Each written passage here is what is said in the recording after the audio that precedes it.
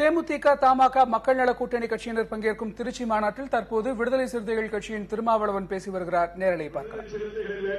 செலவு செய்ய முடியவில்லை. அந்த திமுக கூட்டணியில் இருக்கிற காங்கிரஸ் வேட்பாளரை போல எப்படி அவர்களால் செலவு செய்ய முடிகிறது? கோடிக்கணக்கிலே பணத்தை எப்படி கொட்டியிறைக்க முடிகிறது? எப்படி அவர்களால் அந்த ஊழாரி செலவுகளை செய்ய முடிகிறது என்பதை எண்ணி பார்க்க வேண்டும். ஒருவன் ஊழாரித்தனமான செலவுகளை செய்கிறான் என்றால் அவன் ஊழலுக்கு அடித்தளமிடுகிறான் என்று பொருள், அல்லது ஊழல் செய்திருக்கிறான் என்று பொருள். ஆக இன்றைக்கு திமுகவும் அதிமுகவும் அல்லது திமுக கூட்டணி கட்சிகளும் அதிமுக கூட்டணி கட்சிகளும்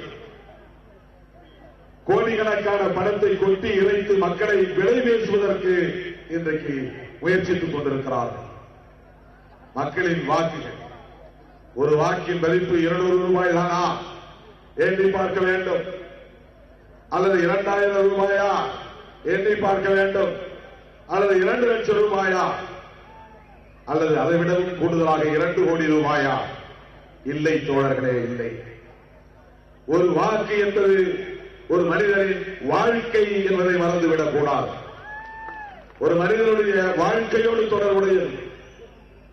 மானத்தை விற்கக்கூடாது என்பது நம்முடைய வாழ்க்கை. மானத்தை எப்படி விற்கக்கூடாதோ அதை போல வாக்குரிமையும் விற்கக்கூடாது. ஆனால் இந்த திமுக அதிமுக 2 கட்சிகளும்